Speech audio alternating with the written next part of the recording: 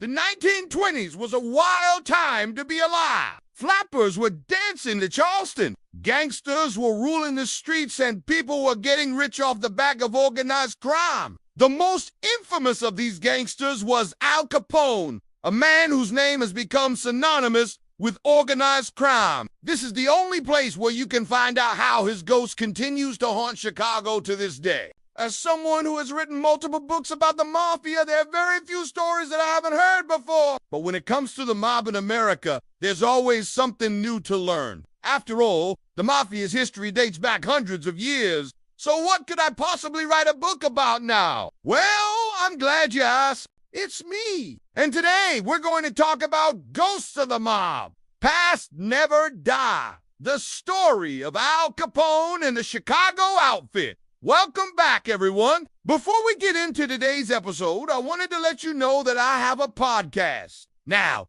I know some of you have been asking for Unfortunately, I don't have any right now, but I do have a podcast that should tide you over. It's hosted by myself and my friend, and we cover all things Mafia and mob history there. There's no ads or sponsors. We keep it strictly about the mob. And if you want to listen, you can find us anywhere you get your podcasts. Also, please make sure you like, comment, and subscribe because that really helps us out. Now, on to today's episode. Al Capone, a name synonymous with organized crime, his face plastered across newspaper clippings from the 1920s to the 40s. He's the character that Hollywood uses to represent the Mafia whenever they want to cast an Italian mobster. In reality, he wasn't even Italian, but the image of the charismatic gangster dressed in a three-piece suit and a fedora remains strong even to this day. But just because his face may be familiar to you doesn't mean that his presence still lingers around Chicago. In the early 1900s, the United States saw the rise of organized crime like never before. With the introduction of Prohibition, organized crime took advantage of the ban on alcohol and filled the void. Of course, there was already a market for illegal substances. However, Prohibition solidified the position of organized crime in the United States and made many millionaires. In Chicago, the big three mob families were led by Johnny Paul Ricca and Frank Nitti. These men, along with many others, ran the city. Of course, they didn't hold any political office, but their word carried more weight than the mayor at times. While they were the leaders of the Chicago Outfit, one man rose above them all,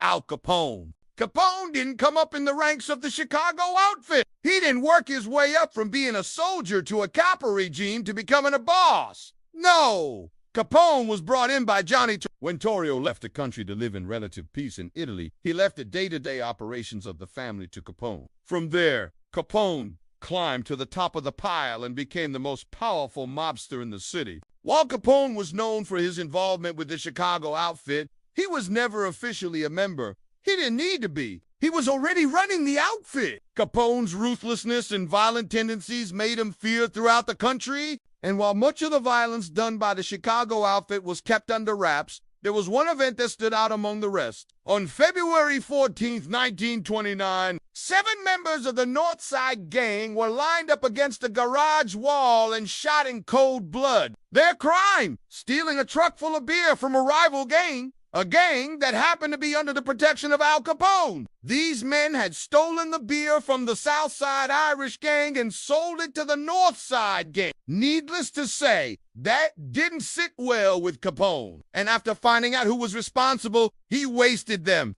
The massacre was the beginning of the end for Al Capone. The media had a field day with this story, and so did law enforcement. From there, Capone became a household name. The only problem for law enforcement was they couldn't touch the man.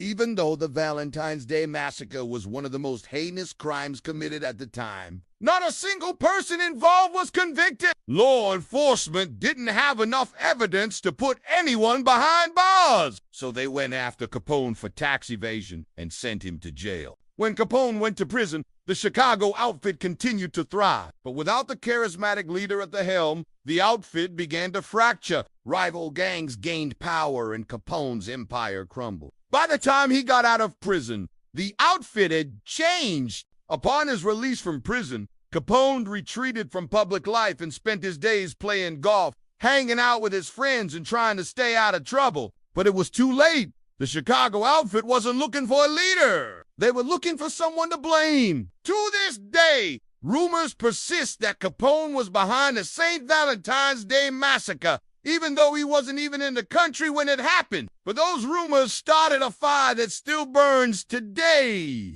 One of the most visited places in Chicago is the Chicago Crime Commission. Inside, visitors can view artifacts from famous mobsters like Al Capone. That's right! You can go to the museum and see the actual fingerprints of Al Capone. But Capone's ghost isn't just haunting Chicago's most popular museum. There are certain locations around the city where visitors report seeing the ghost of Capone. One such location is the Biograph Theater. According to legend, Capone was watching the premiere of the movie The Man Who Laughs when police entered the theater to arrest him. To this day, people have reported hearing gunshots and seeing the ghost of Capone sprinting down the street. Another location where people report seeing Capone's ghost is the Redhead Piano Bar. The Piano Bar is located in the basement of the Hotel Metro, and according to reports, Capone used to frequent the bar when he was running the Chicago outfit. Some have reported hearing gunshots coming from the basement and then seeing the ghost of Capone running through the hallway. A third location where the ghost of Capone is said to appear is the lobby of the Congress Plaza Hotel.